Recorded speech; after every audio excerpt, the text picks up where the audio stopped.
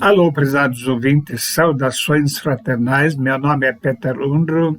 Queremos hoje meditar mais uma vez sobre uma verdade da palavra de Deus. E o nosso tema hoje é quando a perseguição vier. Quem conhece bem a Bíblia entende também que Jesus e também os apóstolos profetizaram que haveria perseguições e de uma forma especial no final dos tempos essa perseguição iria se agravar. Nós lemos nas palavras de Jesus: e até pelos pais e irmãos e parentes e amigos sereis entregues e matarão alguns de vós, e de todos sereis odiados por causa do meu nome. Lucas capítulo 21, versos 16 e 17. Portanto, vemos aqui que haverá um ódio generalizado contra os cristãos. E realmente, antigamente se via como perigo apenas nações islâmicas e comunistas, mas atualmente está havendo uma oposição à profissão da fé bíblica, genuinamente bíblica, e vários princípios bíblicos estão sendo questionados e até proibidos de serem colocados em prática ou de serem ensinados. Qual é o motivo deste ódio? A Bíblia nos mostra a razão disso. Em João capítulo 15, verso 19, nós lemos: se vós fosseis do mundo, o mundo amaria o que era seu. Mas porque não sois do mundo, antes eu vos escolhi do mundo, por isso é que o mundo vos odeia. Então, esse ódio se deve ao fato de o verdadeiro cristão ser um cidadão do céu, não pertencer a esse mundo, não se identificar com os princípios deste mundo, e por isso está incomodando aqueles que querem viver na vida de pecado, na pecaminosidade, e querem praticar aquilo que é abominável aos olhos de Deus. Nós sabemos que a perseguição é uma realidade, e foi uma realidade durante toda a história da Igreja, inicialmente praticada por autoridades religiosas judaicas, depois pelo Império Romano, e assim durante toda a história houve perseguições em vários lugares. Cristãos têm sido discriminados, muitas vezes têm sido presos, há muitos presos hoje ainda, muitos estão morrendo, e nos últimos dias, devido à mudança de um governo num país, houve um aumento muito grande de execuções. Em certos países, os cristãos têm sido presos e usados como cobaias para vender órgãos para transplante. Então, quando algum cidadão de outro país queria um órgão transplantado, já havia uma lista de candidatos, então essa pessoa era simplesmente morta e os órgãos estavam sendo transplantados, então, para alguém que os comprou. Vemos até que no Brasil canais de comunicação cortados, pessoas são multadas por defenderem princípios genuinamente bíblicos, e em alguns lugares os cristãos são entregues como escravas sexuais e assim por diante. Então a perseguição hoje é uma realidade em muitos lugares no mundo. E daí temos algumas lições importantes para aprender para a nossa vida cristã. Em primeiro lugar, a tendência natural do homem natural é odiar aqueles que praticam tanta injustiça, mas a Bíblia nos ensina a amar os nossos inimigos.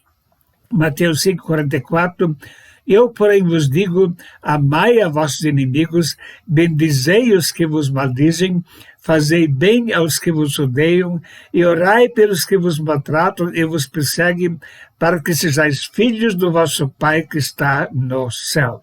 Então perceba que, prezado ouvinte, que o cristão não deve odiar aqueles que lhe estão perseguindo. Pelo contrário, deve amar, bendizer, fazer bem e orar pelos que estão nessa posição de perseguidores.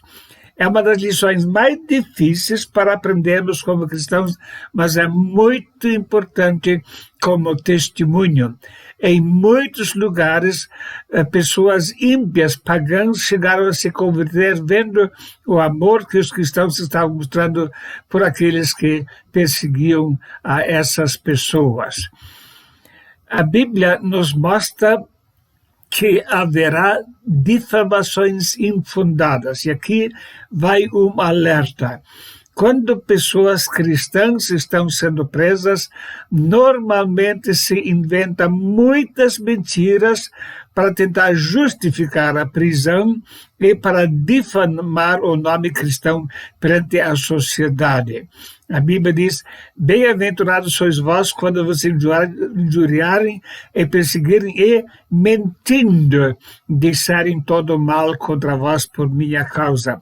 Exultai e alegrai-vos, porque é grande o vosso galardão nos céus, porque assim perseguiram os profetas que foram antes de vós. Essa prática de caluniar os cristãos presos tem sido comum já desde o tempo dos apóstolos. Muitas mentiras e calúnias foram faladas para tentar justificar as suas atrocidades. Era comum na União Soviética colocar nos jornais que os cristãos estavam matando seus filhos, maltratando eles e assim por diante. Então, muitas calúnias têm sido faladas durante toda a história da humanidade. E se a perseguição aqui no Brasil vier a ser mais forte, cuidado com aquilo que você vai ouvir na imprensa. A imprensa que apoia a perseguição, sem dúvida, vai inventar muitas mentiras, como já está acontecendo na atualidade também. É importante ainda notar que perseguições por convicções religiosas são as mais cruéis. Quando uma pessoa persegue um cristão porque ele crê em Cristo e a pessoa se diz ateísta, então a pessoa que executa a sentença não vai sentir nenhum ódio contra a pessoa, simplesmente cumpre uma ordem que recebeu. Porém, em países onde se persegue por motivos religiosos, as pessoas que praticam essas atrocidades estão convictos de que estão realmente fazendo algo certo, algo bom. Lemos já em João 16, 1 e 2, tenho-vos dito essas coisas para que não vos escandalizeis. Expulsar-vos das sinagogas, vem mesmo a hora em que qualquer que vos matar, cuidará fazer um serviço para Deus. Então, há pessoas que perseguem e acham que realmente estamos fazendo um trabalho para Deus e podem ser tremendamente cruéis. Pior ainda do que aqueles que se dizem ateus e por isso motivo estão perseguindo os cristãos. Aí vem uma pergunta: é bíblico tentar fugir? A Bíblia mostra que sim. Quando, pois, vos perseguirem nessa cidade, fugi para outra, porque em verdade vos digo que não acabareis de percorrer a cidade de Israel sem que venha o Filho do Homem. Mateus 10, 23. Na igreja primitiva, praticamente todos fugiram de Jerusalém, exceto os apóstolos. Normalmente, há pessoas que preferem ficar no país que os persegue para servir de testemunho. Isso, por exemplo, está acontecendo lá no Afeganistão atualmente. Cristãos que poderiam ter fugido decidiram permanecer lá para que o testemunho do Evangelho ainda permaneça vivo naquelas localidades. A Bíblia nos mostra que temos a nossa parcela de culpa quando alguma coisa não está indo bem no país. É importante a gente reconhecer a sua parcela de culpa. A Bíblia diz: bem-aventurada a nação cujo Deus é o Senhor e o povo ao qual escolheu para sua herança. Então, quando uma nação realmente é fiel a Deus, então ela é uma nação bem-aventurada, abençoada, bênçãos em abundância. Mas a Bíblia diz também que uma pessoa que é uma nação que vive no pecado vai passar por vergonha. A justiça exalta os povos, mas o pecado é a vergonha das nações. Em toda a história de Israel, vemos que o povo judeu foi tremendamente perseguido e derrotado por causa do seu pecado. E por esse motivo, eles foram também por 70 anos para o cativeiro lá na Babilônia. E quando esses 70 anos estavam se acabando e Daniel reconheceu que o tempo tinha chegado ao fim, ele fez uma longa oração. Nós lemos a esse respeito: "E orei ao Senhor meu Deus e confessei e disse: Senhor Deus, Deus grande e tremendo, que guardas a aliança e a misericórdia para com os que te amam e guardam os teus mandamentos. Pecamos e cometemos iniquidades e procedemos impiamente e fomos rebeldes, apertando-nos dos teus mandamentos e dos teus juízos." 9, verso 5, e depois, então, um resumo da situação. "Por isso o Senhor vigiou sobre o mal e o trouxe sobre nós. Porque justo é o Senhor nosso Deus em todas as suas obras que fez, pois não obedecemos à sua voz." Então, é importante que o povo que se chama cristão reconheça a sua culpa. Infelizmente, muito daquilo que é chamado de cristão hoje em dia não tem dado bom testemunho.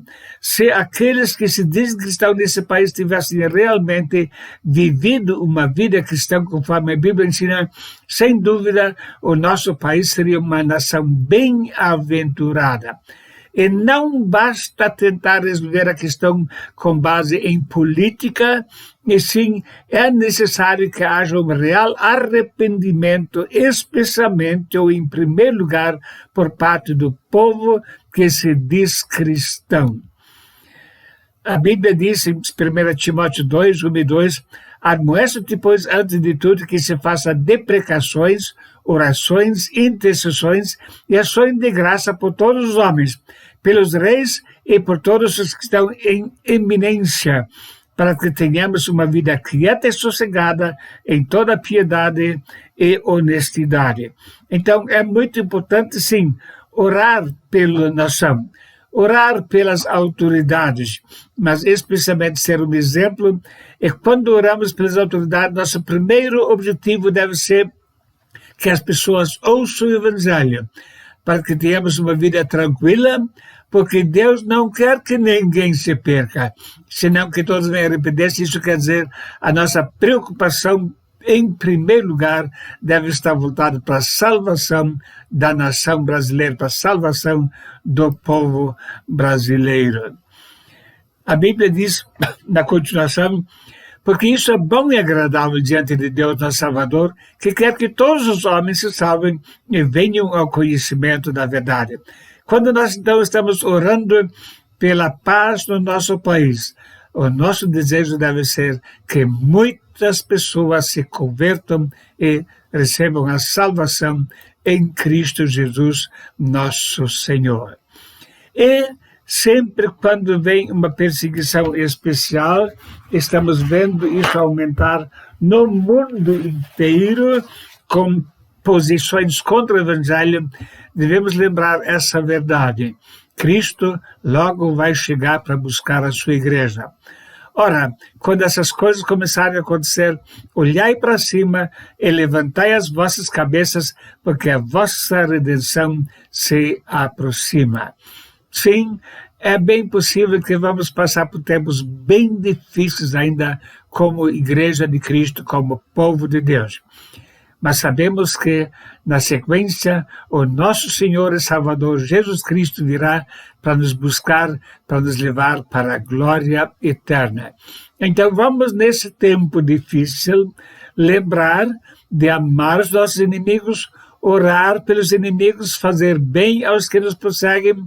Vamos lembrar de pregar o Evangelho e de dar um bom testemunho para a nossa vida, para que Deus possa abençoar a nossa nação. Muito obrigado por assistir a mais um vídeo e que Deus possa abençoar a você e a toda a sua família. Em nome de Jesus. Amém.